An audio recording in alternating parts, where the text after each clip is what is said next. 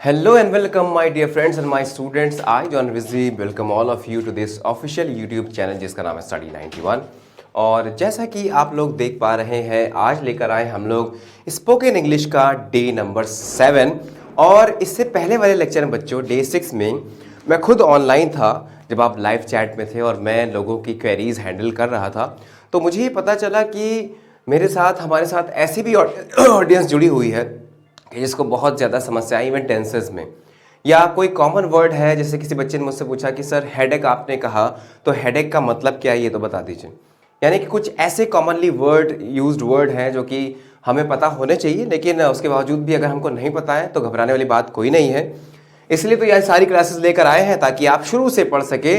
तो इस वजह से मैं यहाँ पर ये ना मानते हुए कि आपको टेंसेस आता होगा, आज शुरू करेंगे हम लोग कन्वर्सेशन नहीं, बल्कि हमने कन्वर्सेशन को ड्रॉप किया है और यहाँ पर लेकर आए हैं टेंसेस के बारे में पहले जानेंगे।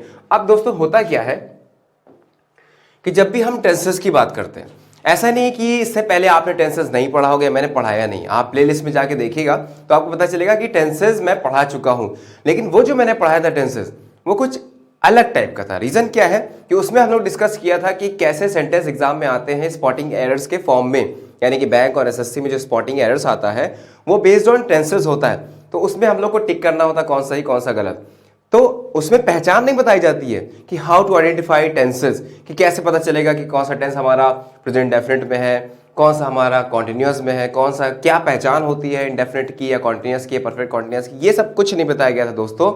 इस वजह से आज हम बताएंगे, क्योंकि बात हो रही स्पोकन लैंग्वेज की, स्पोकन इंग्लिश में, आज हम बताएंगे how to identify these tenses. कि पता कैसे चले सर मुझे सब कुछ आता है कि इज एम आर कहां पर लगता है, वॉज एवर कहां पर लगता है, हैज हैव कहां पर लगता है, हैड कहां पर लगता है, बीन कहां पर लगता है, विल बी शैल बी कहां पर लगता है, सब कुछ पता है सर। लेकिन मुझे दिक्कत होती है कि I am not able to identify tense, मतलब टेंस पहचानने मुझको नहीं आता। तो आज मैं तरीका बताता हूं कि कैसे आसानी से आप लोग टेंसेस पहचान सकते हो, आइडेंटिफाई कर सकते हो, राइट।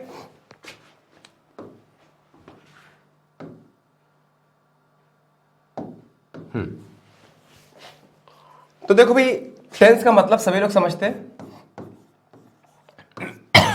जिसको हम लोग टाइम एंड टेंस बोलते हैं, कि मेनली हम जो बातें कहते हैं वो 3 काल में हो सकती है। यानी कि प्रेजेंट में हो सकती है, फ्यूचर में हो सकती है, या पास्ट में हो सकती है। प्रेजेंट का मतलब क्या होता है, जो अभी है, प्रेजेंट करंट सिचुएशन। पास्ट का मतलब जो बीत गया, फ्यूचर जो आने वाला है। अगर आपको नहीं पता है कि कैसे इसका यूज किया जाए, कैसे आइडेंटिफाई किया जाए, तो जाहिर सी बात है आप बोलोगे तो इंग्लिश, लेकिन गलत बोलोगे। इतनी भी आपको गलत नहीं बोलनी कि आप पास्ट की बात कर रहे हो लेकिन आपने विल लगा दिया, या फ्यूचर की बात करना चाहते हो तो आपने वॉज या वर्ड लगा दिया। ये बहुत ध्यान देने वाली बात है। अब इसमें होता क्या है, एक होता है सिंपल टाइप सेंटेंस,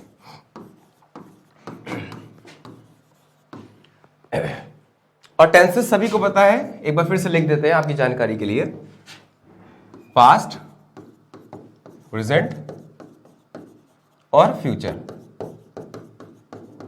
3 तरह की बातें हम लोग करते हैं आमतौर पे। इसके अलावा कोई बात नहीं होती, या तो प्रेजेंट में होती है, पास्ट में होती है, फ्यूचर में होती है, राइट। अब इसमें सबसे पहले एक सिंपल टाइप सेंटेंस बनता है। सिंपल का मतलब क्या है कि इस टाइप के टेंस में कोई भी मेन वर्ब नहीं होती। जैसे मैंने कहा वह एक अच्छा विद्यार्थी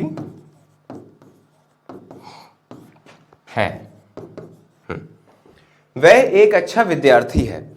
अब क्या इसमें कोई वर्ब है हमारे पास, क्या मेन क्रिया है कोई हमारे पास? नहीं, बल्कि कुछ होने की बात कर रहे हैं। तो हमने सिंपली इसको क्या कहा, सिंपल सेंटेंस है ये प्रेजेंट में भी हो सकता है, ये पास्ट में भी हो सकता है, ये फ्यूचर का भी हो सकता है। जैसे वह एक अच्छा विद्यार्थी है, he is a good student. आप देख सकते हैं यहां पर कोई भी एक्शन नहीं पाया जा रहा है, विदाउट एनी एक्शन, और वो सेंटेंस क्या कहलाएगा, सिंपल टाइप सेंटेंस कहलाएगा। अगर हम कहते कि वह एक अच्छा विद्यार्थी था तो भी ये सिंपल कहलाएगा, और इसमें इसकी जगह पर वॉज लगा देंगे। इन केस ऑफ था तो वॉज लगा दिया जाएगा। इतनी बात समझ में आई? या अगर मैंने कहा, ये देखिए, he is a doctor, he is a doctor, तो ये भी क्या है, एक सिंपल टाइप का सेंटेंस हमारे पास लिखा हुआ है जिसमें कोई भी मेन वर्ब नहीं है, ही इज अ डॉक्टर, वह एक डॉक्टर है, राइट। अब हम बताते हैं आपको कि टेंसेस के अंतर्गत आने के लिए वर्ब का होना जरूरी, कौन सी वर्ब, मेन वर्ब का होना जरूरी है।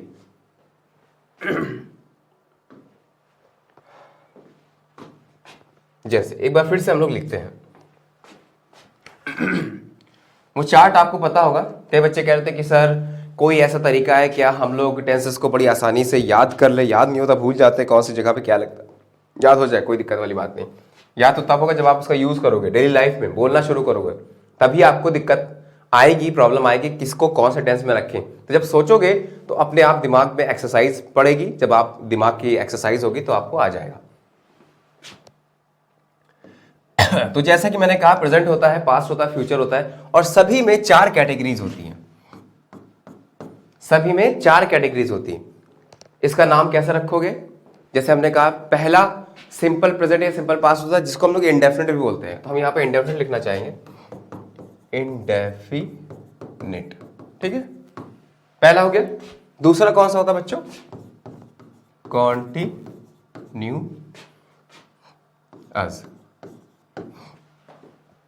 ठीक है, कॉन्टिन्यूअस होता है। तीसरा कौन सा होता है? परफेक्ट। चौथा कौन सा होता है? Perfect continuous. ये 4 टाइप के सब कैटेगरीज पाई जाती है हर एक टेंस में, चाहे वो प्रेजेंट हो, चाहे वो फ्यूचर हो, चाहे वो पास्ट हो। अब प्रॉब्लम तब होती है बच्चों कि जो हम लोग को शुरुआत में रटाया गया था वो इसमें फॉलो नहीं होता। जैसे आपको याद होगा कि जब हम लोग बचपन में पढ़ते थे स्कूल्स में, तो हम लोग को रटाया जाता था कि प्रेजेंट इंडेफिनिट की अगर बात की जाए तो कहते थे जिन वाक्यों के अंत में ता तीते होता है और साथ में है होता है तो वो प्रेजेंट इंडेफिनिट होता है का मतलब, हूं का मतलब प्रेजेंट, था थे का मतलब पास्ट, है ना। और इवन ये भी नहीं है जरूरी कि सिर्फ था तीते हो सकता है मैंने एक पत्र लिखा, हो सकता है ना। मैंने एक पत्र लिखा, ये खा पे खत्म हो रहा है, तब भी किस में आ रहा है? था नहीं लगा हुआ है, तब भी किस में आ रहा है? पास्ट इंडेफिनिट में। क्योंकि आपको ये चेक करना होता है बात प्रेजेंट में हो रही है, प्रेजेंट की हो रही है, फ्यूचर की या पास्ट की। तो मैंने एक पत्र लिखा, क्या समझ में आ रहा है? बीत चुका, पहले लिखा, मैंने एक पत्र लिखा, किस में चला गया? जब पास्ट का कुछ नहीं पता, जब था नहीं है पास्ट में, तो पास्ट इंडेफिनिट में रखना। तो बच्चों होता क्या है, प्रेजेंट इंडेफिनिट की जो डेफिनेशन बताई जाती है कि जिन वाक्यों के अंत में ता तीते होता है और साथ में है या हूं लगा होता है। तो अब तो जरा मुझे बताओ कि अगर आपने इस तरीके से रटा है, तो अगर हम कह दें उसके पास एक पपीता है, या अगर हम कह दें यह एक कुत्ता है।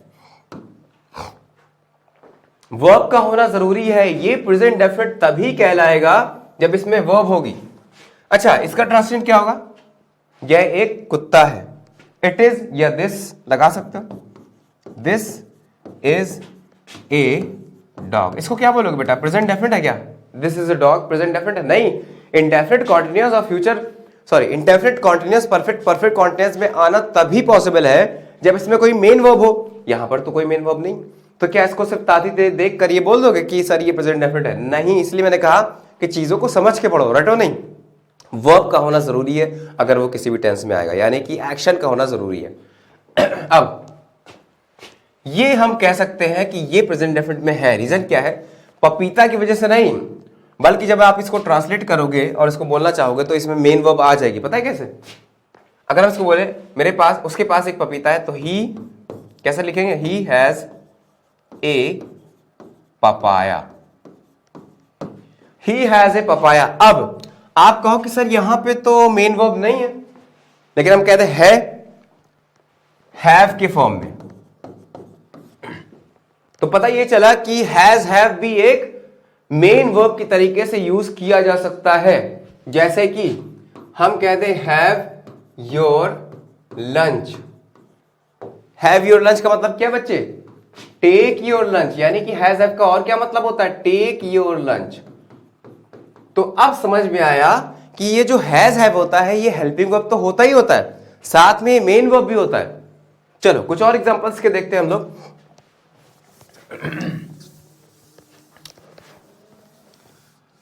एक सेंटेंस आप लोगों के सामने लिखते हैं और उसको जस्टिफाई करना क्या वो सही सेंटेंस लिखा मैंने या कुछ गलती है। The dog I had its food. देखो भाई, the dog I had its food. तो आप सोच रहे होगे सर 2 बार हैड आ जाए तभी हम परेशान हो जाते हैं कि सेंटेंस गलत होगा। आपने तो 3 हैड लगा दिए। The dog I had its food, क्या मतलब उस सेंटेंस का? The given sentence is absolutely fine, correct. कैसे, ये देखिए, मैं आपको यहां पर हैव का रोल बता रहा हूं क्योंकि हैव के मामले में काफी लोग कंफ्यूज हो जाते हैं कि हैज हैव आखिर होता है क्या, इसके कौन कौन से मतलब होते हैं। इसके कई मतलब होते हैं। जैसा अगर हम यहां पे लिखे पहला हेल्पिंग वर्ब, अगर हम हैज हैव की बात करें या इवन हैड की बात करें तो ये क्या क्या हो सकता है? Helping verb, right. दूसरा मेन वर्ब, और मेन वर्ब का इसका मतलब क्या होता है? टेक, या कोई चीज पास होना। मेरे पास एक कार है, पास, उसके लिए भी हैज हैव का यूज करते हैं और वो वहां पे मेन वर्ब होता है। तीसरा, अगर इसमें हम लोग टू ऐड कर दें और कह दें हैज टू, हैव टू, या had to, will have to, shall have to, whatever, तो ये बन जाता है एक मॉडल वर्ब जिसको हम लोग तब यूज करते हैं जब हमें ये कहना होता है कि मुझे काम करना है, मुझे स्कूल जाना पड़ता है, या मुझे स्कूल जाना है, I have to go to school, या मुझे स्कूल जाना पड़ता है। सेम स्ट्रक्चर है, यानी कि सेम टाइप का ट्रांसलेशन इसका होगा, चाहे हम ये कहें कि मुझे स्कूल जाना पड़ता है या ये कहें कि मुझे स्कूल जाना है, I have to go to school, right. तो ये बन जाता है पढ़ता है, कोई काम करना पड़ता है या करना है। तो आपने देखे कि हैज हैव जो होता है ये कई तरीके से सेंटेंस में यूज हो सकता है। अब can you justify the meaning of this sentence? Can you explain what is the meaning of this particular sentence? What do you understand by the term the dog I had its food? चलो इसको समझते हैं हम लोग।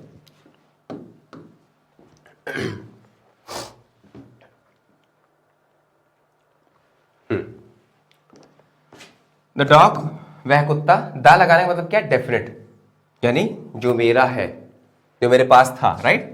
The dog I had, जैसे मैंने कहा कि मेरे पास एक कार है, आई हैव अ कार। मेरे पास एक कार नहीं है, I don't have a car. क्या तुम्हारे पास एक कार है? Do you have a car?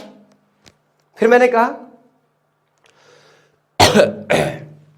कि मेरे पास एक कार थी, सो क्या बोलोगे? I had a car. मेरे पास एक कार थी, अगर पास की बात हो गई, आई हैड ए कार। उसके पास एक कार थी, ही हैड ए कार। उसके पास एक कार है, he has a car, not have a car, he has a car, right.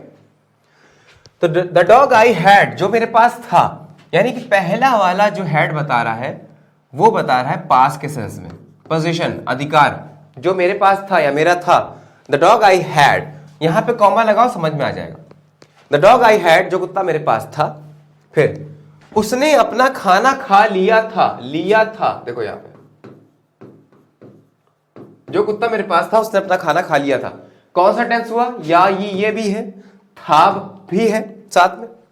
तो जब पास्ट ऑफ द पास्ट होता है, यानी कि मैंने एक पत्र लिखा था, राइट, या मैंने उससे बात की थी, तो इस कंडीशन में चला जाता परफेक्ट में।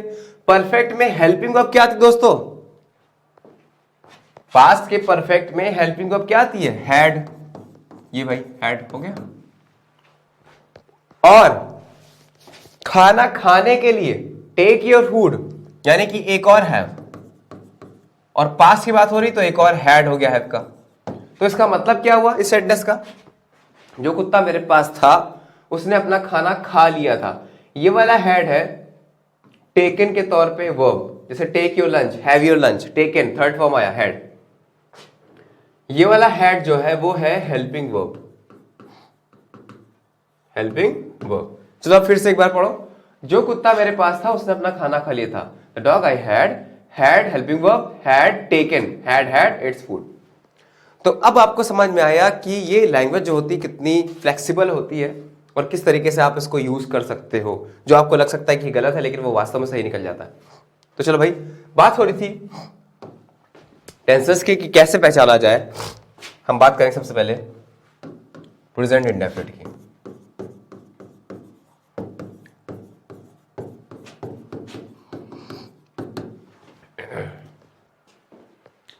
अक्सर इस टेंस में आदतें होती हैं। पहली चीज, आदतें इस टेंस में अक्सर रखी जाती, जैसे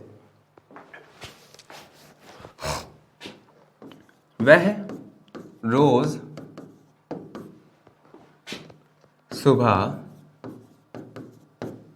जल्दी उठता है। दूसरा, ये आदतें हैं सारी। मैं झूठ नहीं बोलता हूं। राइट। अब दो सेंटेंस हमने यहां पे लिखे। कैसे पता चला कि कौन सा टेंस में है? पहली चीज हमने देखी है या हु लास्ट में आना चाहिए। अगर आ रहा है तो ये प्रेजेंट का हो गया, पहली चीज प्रेजेंट का हो गया। साथ ही साथ आदत को शो कर रहा है, तो कौन सा हो गया? ये इंडेफिनिट हो गया। क्लियर? वह रोज सुबह जल्दी उठता है, तो क्या करेंगे? वह के लिए उठता है, उठती है तो नहीं बोला। तो ही लगाएंगे, ही वेक्स अप और गेट्स अप। ही गेट्स उठना, जागने के लिए हम लोग वेकअप का भी यूज करते हैं, गेटअप का भी यूज करते हैं। प्रेजेंट डेफिनेट में सिंगुलर सब्जेक्ट के साथ वर्ब में ऐसे ऐड हो जाता है। क्यों ऐड होता है ये भी मैंने बताया था सब्जेक्ट वर्ब अग्रीमेंट में। क्योंकि याद रखना दोस्तों, एक नाउन पहले से होता है सिंगुलर, उसका प्लूरल बनाया जाता है एस ऐड करके, लेकिन वर्ब पहले से होती है प्लूरल और उसका सिंगुलर बनाया जाता है एस ऐड करके। क्योंकि सब्जेक्ट वर्ब अग्रीमेंट एक चीज होती है कि सब्जेक्ट और वर्ब का समझौता होना चाहिए। मतलब अगर सब्जेक्ट हमारा सिंगुलर है तो वर्ब भी सिंगुलर होनी चाहिए। दैट इज वाई वी से कि राजू गोज, नॉट गो, जबकि people go, not goes. Reason क्या है इसका? जैसा सब्जेक्ट वैसी वर्ब। यह है प्लूरल सब्जेक्ट, प्लूरल नाउन, तो वर्ब भी कैसी आनी चाहिए? प्लूरल।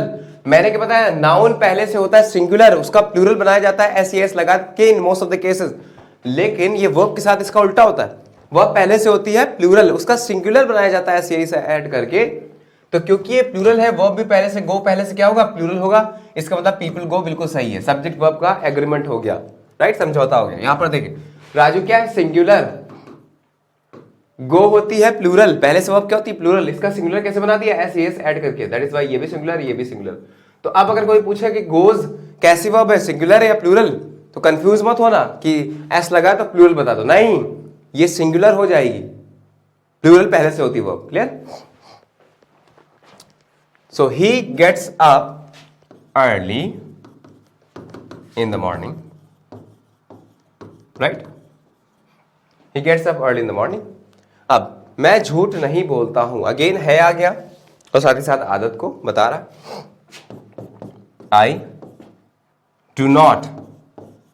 आप डू नॉट को और क्या कह सकते हैं? डोंट कह सकते हैं। आई डोंट, और डोंट को लिखा कैसे जाता है? ऐसे, ये आई डोंट। झूठ बोलने के लिए टेल। जब भी आप सच बोलते हो तो स्पीक द ट्रूथ। जब भी आप झूठ बोलते हो तो टेल अ लाई। झूठ के साथ हमेशा ए लगाना होता है, ट्रुथ के साथ हमेशा दा लगाना होता है। रीजन क्या है? कि झूठ कुछ भी हो सकते हैं, वट एवर, अनगिनत हो सकते हैं, लेकिन सच तो एक ही होगा ना। इसलिए स्पीक द ट्रुथ और टेल अ लाई। अब आप कहोगे कि सर सच के साथ स्पीक क्यों लगता है? क्योंकि जब हम सच बोलते हैं ना तो हमें घुमा फिरा के बात नहीं करनी होती, टू द पॉइंट बात करनी होती है। लेकिन जब हम झूठ बोलते हैं ना तो हम उसको बनाते हैं, यानी कि उसको बताते हैं। तो बताने के सेंस में क्या लगाती है? Tell. That is why we say tell a lie, speak the truth. Clear हो गई बात? तो ये प्रेजेंट डेफिनेट पहचान लोगे कैसे पहचाना जाता है। अब से अगर ये बात हिंदी में ना लिखी हो, इंग्लिश में लिखी हो, तो कैसे पता चलेगा कि कौन सा टेंस हो? जैसे सीधे सीधे आ गया एक sentence, do I have a car, या दूसरा आई बिलीव इन यू, या अगर हम कहते हैं आई स्ट्रांगली बिलीव इन यू,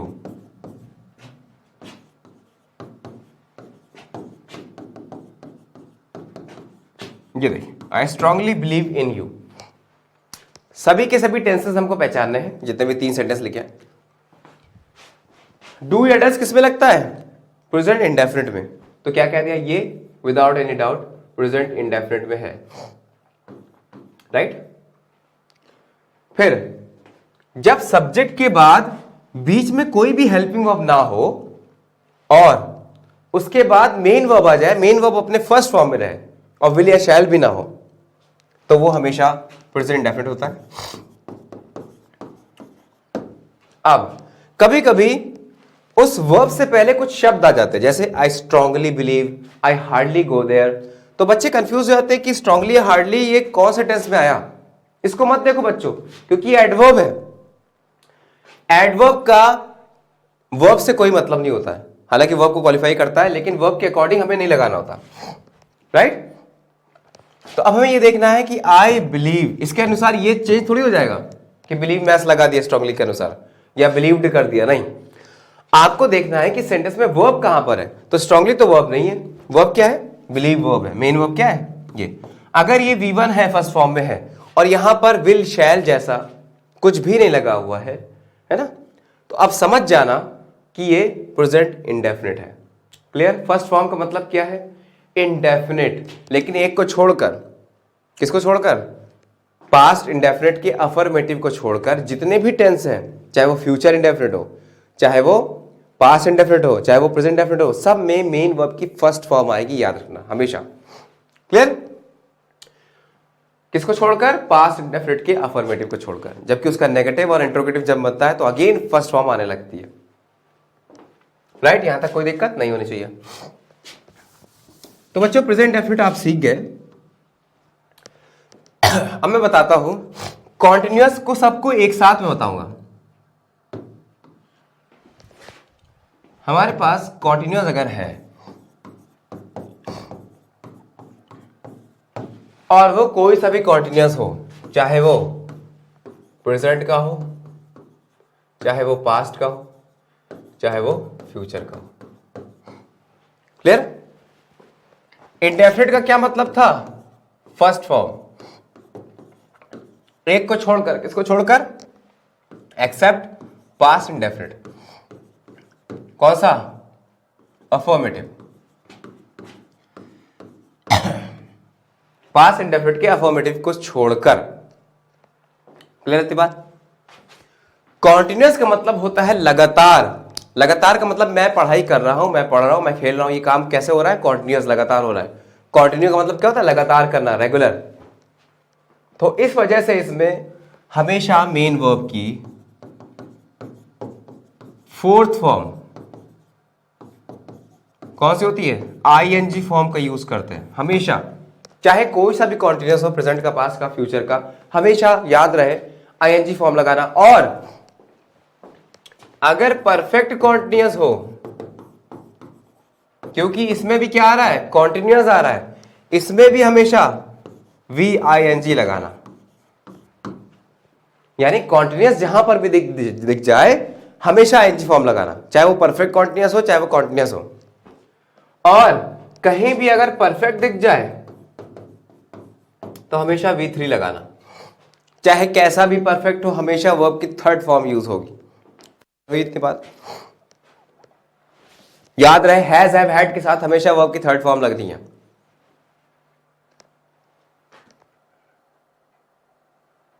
ये बात क्लियर हो रही है?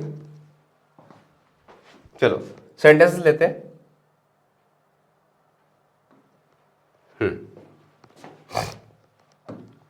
तो पहला सेंटेंस यहां पे लिखते हैं,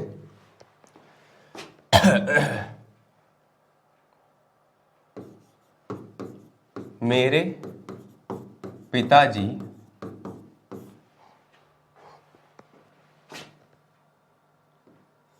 सफाई कर रहे थे। मेरे पिताजी सफाई कर रहे थे। मेरी माताजी खाना बना रही होंगी। एक और देखें, वह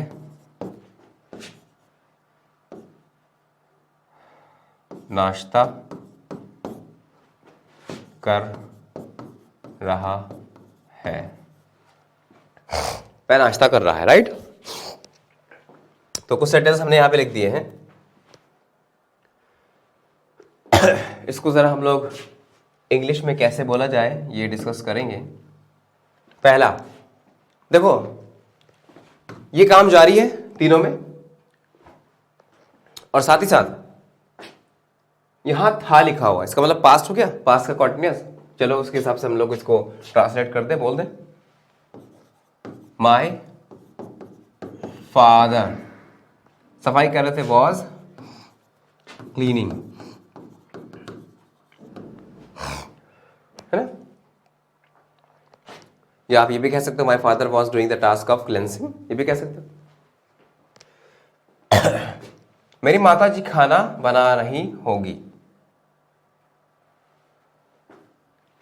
रही होंगी इसका मतलब क्या है, फ्यूचर का कॉन्टिन्यूअस।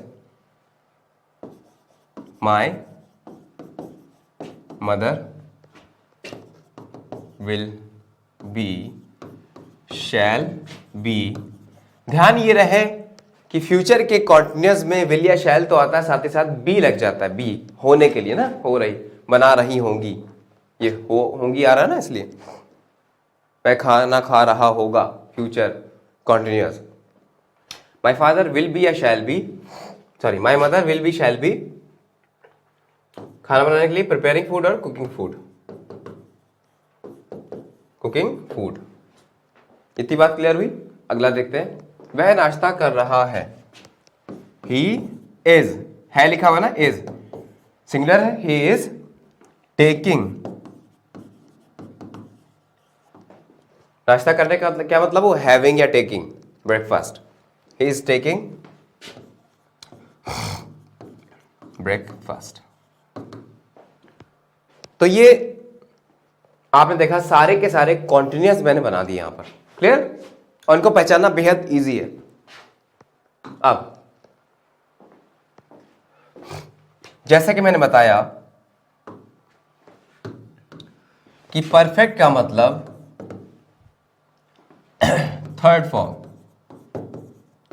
और साथ में या तो हैज होगा, या हैव होगा, हैड होगा, या विल हैव, या शैल हैव। ये सब चीजें परफेक्ट में आती हैं, क्लियर। अब चलो टेंस पहचानने की कोशिश करते हैं। लिखा है पहला, वह क्रिकेट, क्रिकेट को आप चाहे तो हिंदी में लिख सकते हैं, ये नाम है इसलिए इसकी कोई हिंदी नहीं होगी। वह क्रिकेट खेल चुका है, वह क्रिकेट खेल चुका है। दूसरा,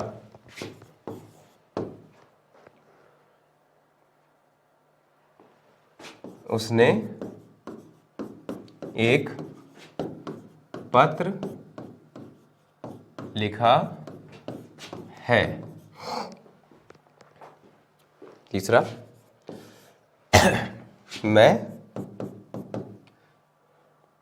टीवी देख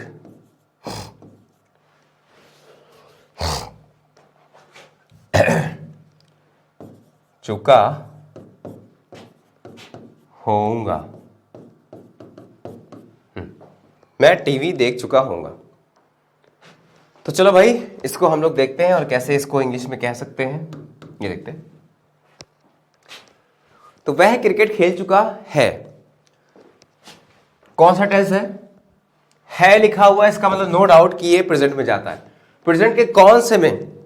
तो आप ये देखें, ये काम कंप्लीट हुआ है रिसेंटली। अभी अभी अगर कोई काम कंप्लीट होता है तो उसको हम लोग किस में रखते हैं? प्रेजेंट परफेक्ट में।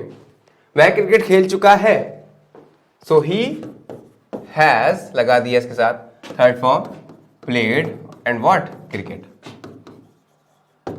He has played cricket. Next, उसने एक पत्र लिखा है, बहुत ध्यान समझना दोस्तों, ही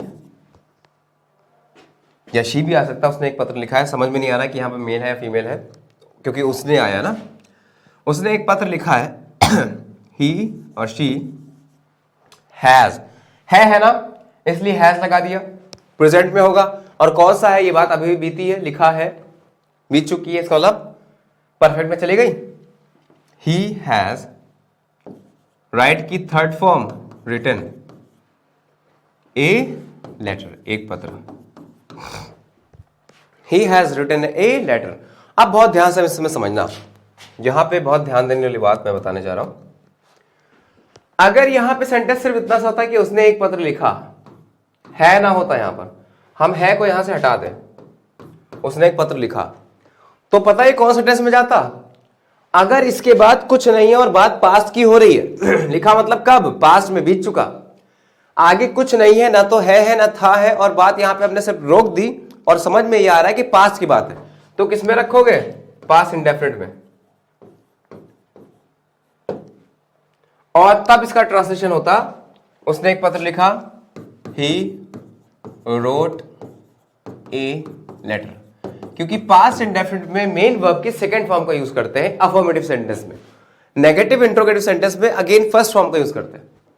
सो ही रोट ए लेटर, उसने एक पत्र लिखा।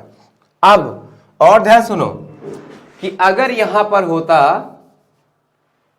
उसने एक पत्र लिखा था, अगर इतना होता, उसने एक पत्र लिखा था, तो ये कौन सा टेंस बनता? Past of the past. था का मतलब पास्ट, और ये भी past. Past of the past क्या रहता है? Past perfect. पास्ट हो गया ये पास्ट परफेक्ट, उसने एक पत्र लिखा था। और पास्ट परफेक्ट के लिए क्या लगाना होता है? अब हो जाएगा he had written a letter. He had written a letter. Clear? अब अगला क्या है? मैं टीवी देख चुका होऊंगा। होगा मतलब क्या है? फ्यूचर। चुका मतलब क्या है? कंप्लीट हो चुका है ना, फ्यूचर में हो चुका होगा। तो अब इस कंडीशन में चला गया फ्यूचर परफेक्ट में, तो मैं, आई विल हैव और शैल हैव, थर्ड फॉर्म आएगी क्योंकि हैज हैव हैड लग गया third form. I will have TV देखने के लिए वॉच, और third form watched. I will have watched the TV, the television set के लिए, या कोई भी इन्वेंशन होता है, कोई टूल होता है, उसके साथ हमेशा आर्टिकल दा का यूज करते हैं। I will have watched the TV. Clear? यहां तक कोई डाउट नहीं है ना? अब एक सवाल इसमें सर ये बनता है, कई बच्चे इसमें कंफ्यूज होते हैं, present perfect, past indefinite, past perfect, इन तीनों में डिफरेंस क्या होता है? क्योंकि एक जैसे लगते हैं। जैसे मैंने एक पत्र लिखा है प्रेजेंट परफेक्ट, मैंने एक पत्र लिखा पास्ट इंडेफिनिट, मैंने एक पत्र लिखा था पास्ट परफेक्ट। तो क्या मतलब में क्या फर्क आ रहा है, क्या डिफरेंस आ रहा है, ये समझने की कोशिश करते हैं। जैसा कि नाम से पता चल रहा है प्रेजेंट परफेक्ट, प्रेजेंट का परफेक्ट का मतलब होता है कंप्लीट होना, परफेक्ट कंप्लीट होना, राइट? तो ये कंप्लीट है, लेकिन कहां पर कंप्लीट है? प्रेजेंट में कंप्लीट है। देखो प्रेजेंट में कंप्लीट है, यानी कि इसमें ऐसी चीजें रखी जाती हैं जो अभी अभी कंप्लीट हुई, रिसेंट। मैं खाना खा चुका हूं, मैंने खाना खा लिया है, यानी कि इसका मतलब ये वो अभी भी प्रेजेंट में चल रहा है, जस्ट खत्म हुआ है, पूरा कब? पूरा पास में नहीं गया, मैंने खाना खा लिया, जस्ट फिनिश्ड, तो ये बन गया प्रेजेंट परफेक्ट में, I have taken my food. Clear? अब पास्ट इंडेफिनिट बच्चों उस चीज में रखा जाता है जब ना तो था हो ना है हो और ऐसे ही छोड़ दे। या पास्ट इंडेफिनिट उसमें भी होता है जब ता हो, ध्यान रखना, जब ता हो वर्ब में और साथ ही साथ था हो या थे हो या थी हो। ता के साथ था आएगा तो पास्ट इंडेफिनिट होगा। जैसे मैं स्कूल जाता था, तो इसको इसमें मत बना देना कि आई हैड गॉन, नहीं, मैं स्कूल जाता था past indefinite, I went to school. अब अगर मैं कहता कि मैं स्कूल गया, ना तो है ना था पे छोड़ा, तब भी past indefinite, I went to school. अब अगर मैंने कह दिया कि मैं स्कूल गया था, पास्ट परफेक्ट, मैं स्कूल गया हूं, प्रेजेंट परफेक्ट। ये फर्क समझ में आ रहा है? ठीक, यानी पास्ट इंडेफिनिट पास्ट की ही बात होती है, और पास्ट परफेक्ट पास्ट का भी पास्ट होता है, क्योंकि इसमें क्या लिखा हुआ है, परफेक्ट ऑलरेडी क्या है, पीछे की बात, रिसेंट की बात, और पास्ट भी बीत चुका, यानी पास्ट ऑफ द पास्ट बन गया, पास्ट ऑफ पास्ट, ये पास्ट परफेक्ट हो गया। यही वजह है दोस्तों कि जब ऐसे सेंटेंस आते थे जैसे कि मैं यहां पे लिखने जा रहा हूं,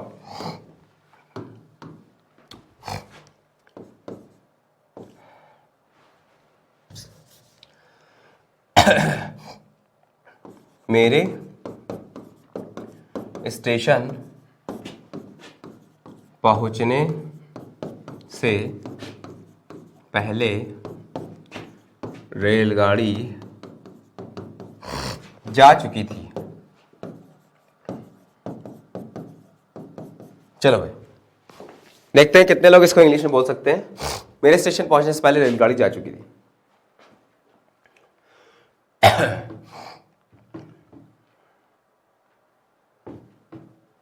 क्लियर हो रहा है?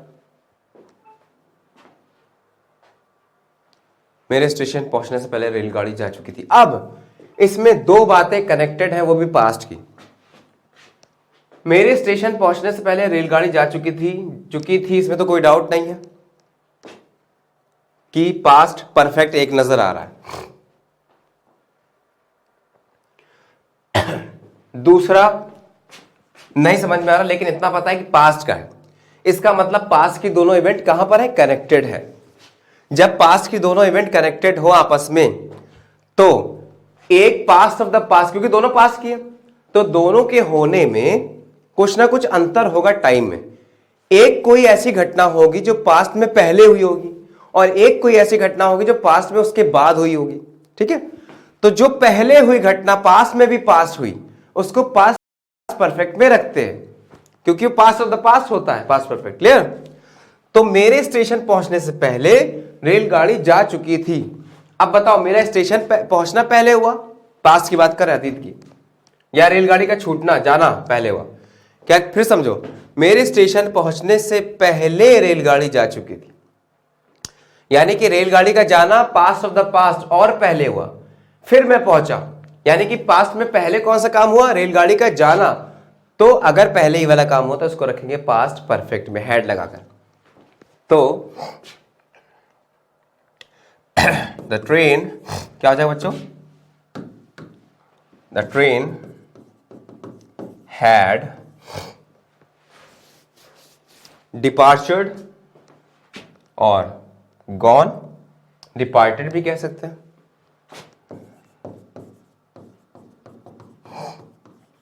डिपार्टेड भी कह सकते हैं, दोनों वर्ब का यूज करते हैं हम लोग। डिपार्चर एज ए नाउन भी, एज ए वर्ब भी यूज होता है। द ट्रेन हैड डिपार्चर्ड, पहले के लिए before, the train had departed before, मेरे पहुंचने से पहले, before I reached, before I reached, ED लगा देना। पता है क्यों? क्योंकि दोनों बातें तो पास्ट की है। एक को जब पास्ट परफेक्ट बना लिया तो बची हुई जो इवेंट आएगी वो पास्ट इंडेफिनिट में आएगी, और पास्ट इंडेफिनिट के अफर्मेटिव सेंटेंस में second form of the main verb को यूज करते हैं। सो दैट इज व्हाई मैंने कहा बिफोर आई रीच्ड। क्लियर हुई बात? अब अगर फ्यूचर की दो बातें कनेक्टेड हो, से फ्यूचर की दो बातें कनेक्टेड हो, जैसे हमने कहा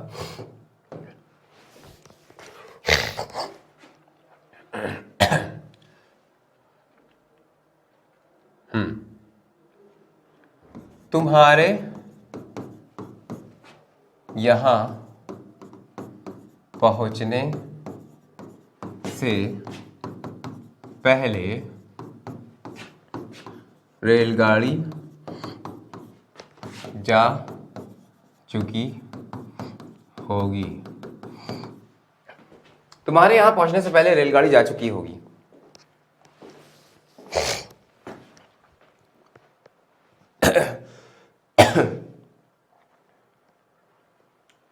तो अब ये दोनों बातें बताओ, पास्ट की है, प्रेजेंट की या फ्यूचर की? जा चुकी होगी अभी हुआ नहीं है, फ्यूचर की बात कर रहा है।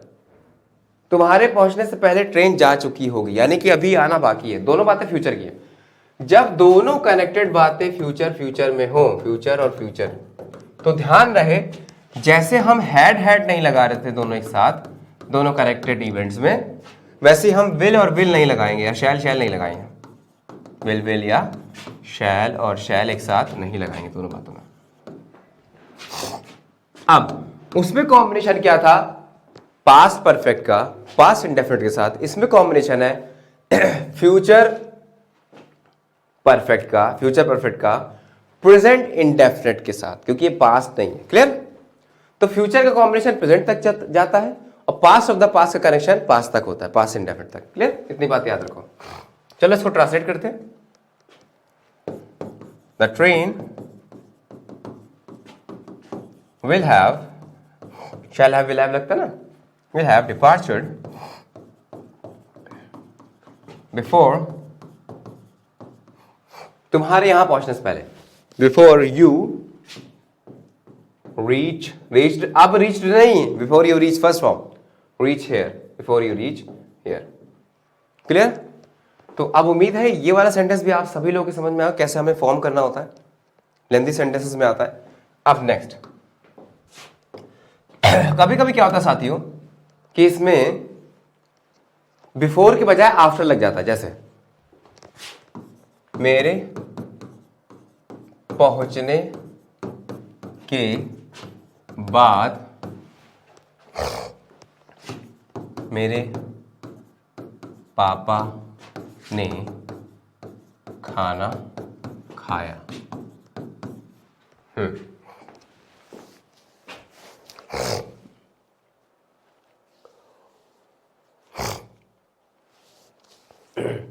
अब जैसा कि सिर्फ हिंदी के सेंटेंस से ही पता चल रहा है कि मैंने यहां पर था नहीं लगाया, क्योंकि जब हम बात का यूज करते हैं, जब इसको पहले अगर लगाओ पहले के साथ, तो क्या होगा कि मेरे पहुंचने से पहले, है ना, मेरे पिताजी ने खाना खा लिया था, है ना। लेकिन जब बात होता है तो हम लोग था नहीं लगाते लास्ट में, बल्कि इसको ऐसे कहते हैं कि मेरे पहुंचने के बाद मेरे पिताजी ने खाना खाया। खाना खाया था नहीं बोलेंगे। इसका मतलब तो ये हुआ कि अब इसके साथ चीजें चेंज हो जाएंगी। अब आपको देखना है दोनों बातें किसकी है, पास्ट की ना, कि मेरे पहुंचने के बाद मेरे पापा ने खाना खाया। इतना समझ में आ रहा है कि पास्ट का है और पास्ट के साथ कुछ कनेक्टेड है तो वो भी पास्ट का होगा। फ्यूचर तो कनेक्ट हो नहीं सकता, प्रेजेंट तो कनेक्ट हो नहीं सकता। पास्ट का पास्ट के साथ, फ्यूचर का प्रेजेंट के साथ। क्लियर? तो अब मुझे ये बताओ सोचकर कि दोनों घटनाओं में से पास्ट में और पहले का कौन सी घटना हुई? मेरे पहुंचने के बाद मेरे पापा ने खाना खाया। मेरे पहुंचने के बाद पापा ने खाना खाया, यानी कि जब मैं पहुंच गया तब पापा ने खाना खाया। मेरा पहुंचना पास्ट ऑफ द पास्ट है, पास्ट में पहले हुआ। जो पास्ट में पहले हुआ उसको रखते हैं किसमें? पास्ट परफेक्ट में, right? So my father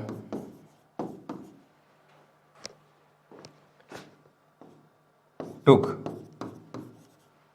food, my father took food, और my father had food ये भी कह सकते हो, और my father ate food, eat की सेकंड फॉर्म, क्योंकि ये किसमें बन रहा है? पास्ट इंडेफिनिट बन रहा है। my father took food after I, मेरे पहुंचने के बाद, यानी कि मेरा पहुंचना पहले हुआ, इसलिए इसको पास्ट परफेक्ट में रखेंगे, बचे हुए पास्ट इंडेफिनिट में। तो यहां पर देखें पास्ट इंडेफिनिट ये हो गया, फादर टुक सेकंड फॉर्म, फूड, उसके बाद आफ्टर आई हैड रीच्ड। देखो भाई क्लियर हुआ कि नहीं, समझ में आया कि नहीं? मेरे पहुंचने के बाद मेरे पापा ने खाना खाया, आपको देखना है कि पास्ट ऑफ द पास्ट कौन सा इवेंट है, पास्ट का भी पास्ट कौन सा है। तो पहुंचने के बाद खाना खाया ना, तो मेरा पहुंचना पहले हुआ, जो पहले हुआ वो वाली क्लॉज को हम लोग रखते हैं हैड लगाकर पास्ट परफेक्ट में, इसलिए यहां पर आई हैड रीच्ड लगा दिया, और बचे हुए को पास्ट इंडेफिनिट, इसलिए माय फादर टुक। तो अब इसमें कोई डिफिकल्टी तो नहीं होगी पहचानने में टेंसेस को कि कौन सा टेंस है, कैसे हम लोग इसको बनाएं, ट्रांसलेट करें? मेरे ख्याल से तो अब नहीं होना चाहिए। अब हम लोग बात कर लेते हैं बच्चों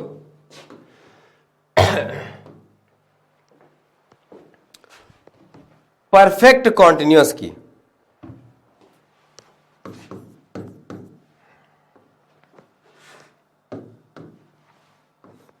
इसकी परफेक्ट कॉन्टिन्यूअस में क्या होता है? हमने बात की इंडेफिनिट की, हमने बात की कॉन्टिन्यूअस की, हमने बात की परफेक्ट की, अब हम बात करेंगे परफेक्ट कॉन्टिन्यूअस की। परफेक्ट कॉन्टिन्यूअस में क्या होता है बच्चों, देखिए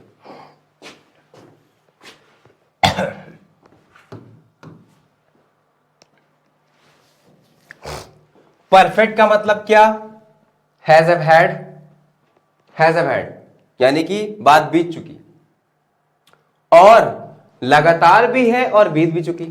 तो इसमें ऐसे सेंटेंस आते हैं कि जिसमें काम पास्ट से शुरू हुआ हो, अभी तक जारी हो। जैसे मैं सोमवार से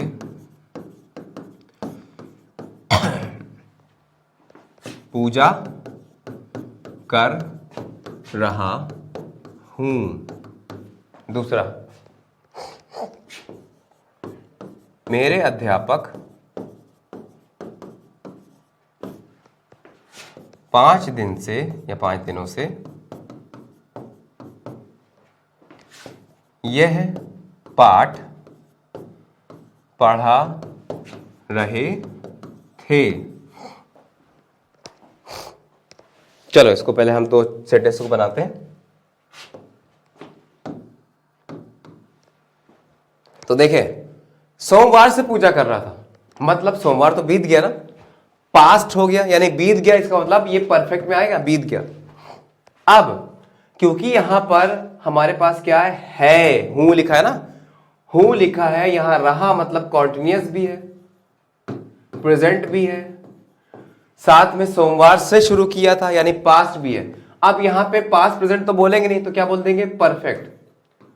तो ये किस में चला गया, प्रेजेंट परफेक्ट कॉन्टिन्यूअस में आ गया, कोई डाउट तो नहीं है। चलो अब बनाते हैं इसको। प्रेजेंट परफेक्ट कॉन्टिन्यूअस में क्या क्या लगता है भाई, हैज बीन, हैव बीन का यूज करते हैं, हैज बीन, हैव बीन लगा दो, आई के साथ have been, I have been. अच्छा यहां पर बीन इसलिए आता है क्योंकि बी की थर्ड फॉर्म भी बीन होती है। हैव, हैज, हैड जहां पर भी आ जाए थर्ड फॉर्म का यूज करते हैं। तो आई हैव बीन, अब क्या कर रहे थे, आई हैव बीन वर्शिपिंग, पूजा करना, worship, right. I have been worshipping, और कब से, सोमवार से। कोई जब हमारा, तो कई लोग इसमें कंफ्यूज हो जाते हैं कि सर फॉर कहां लगाए, सिंस कहां लगाए। सबसे आसान तरीका बता रहा हूं, बहुत ही आसान तरीका, भूल जाओ duration of time, period of time, point of time, fix time, निश्चित समय, अनिश्चित समय, सब भूल जाओ। बस एक बात याद रखो, अगर यहां लिख देते हैं टाइम हमारा सिंगुलर है, क्या है, सिंगुलर, तो क्या आएगा, सिंस आएगा। टाइम हमारा प्लूरल है तो क्या आएगा, फॉर आएगा। तो बताओ सोमवार सिंगुलर या प्लूरल, सोमवार है सिंगुलर, मंडे सिंगुलर ना, तो क्या लगा दिया, since. I have been worshipping since Monday, right. दूसरा देखो, मेरे अध्यापक 5 दिनों से ये पाठ पढ़ा रहे थे। अब देखो, थे का मतलब पास्ट, रहे का मतलब कॉन्टिन्यूअस, और 5 दिनों से पास्ट, ये भी पास्ट हो गया, तो पास्ट के लिए और क्या दे दें, परफेक्ट दे दें, तो पास्ट परफेक्ट कॉन्टिन्यूअस। चलो इसको ट्रांसलेट करते हैं, पास्ट परफेक्ट कॉन्टिन्यूअस। मेरे अध्यापक, माय टीचर, उसके बाद जैसे यहां हैव बीन लगा था पास्ट परफेक्ट के लिए, had been, my teacher had been, 5 दिनों से ये पाठ पढ़ा रहे थे, हैड बीन टीचिंग, यह पाठ के लिए दिस लेसन। अब बताओ 5 days टाइम सिंगुलर या प्लूरल, कहोगे प्लूरल तो क्या लगा दे, फॉर लगा दे। My teacher had been teaching this lesson for 5 days। बताओ भाई, क्लियर है? एक बात इस चीज में कंफ्यूज मत होना कि अगर लॉन्ग टाइम आ जाए, लॉन्ग टाइम आ जाए, अगर टाइम में दिन महीने ये सब मेंशन ना हो या हफ्ते साल मेंशन ना हो, सीधे सीधे टाइम के तौर पर लॉन्ग टाइम आ जाए, लॉन्ग टाइम यानी हमने टाइम मेंशन नहीं किया, तब भी याद रखना क्योंकि लॉन्ग टाइम है, लंबा समय है, इसलिए किसी पॉइंट ऑफ टाइम को नहीं बताता, इसलिए इसके साथ फॉर लगाते हैं, राइट? तो जब फॉर लॉन्ग टाइम आ जाए तो फॉर का यूज करना है, लॉन्ग टाइम के साथ फॉर का यूज करना है, सेंस मत लगा देना, गलत हो जाएगा। क्लियर है भाई? यहां तक कोई दिक्कत? यहां तक कोई दिक्कत हो बताए, पूछे।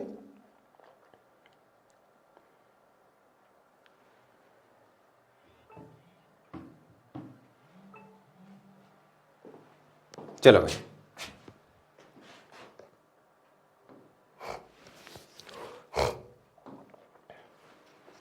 ये हमारे पास कुछ वर्ड्स हैं, इनको देख लो एक बार, जो बहुत ज़्यादा यूज़ होते हैं, क्योंकि अगर आपकी वोकैब स्ट्रांग नहीं है तो आप बोलना नहीं सीख पाओगे।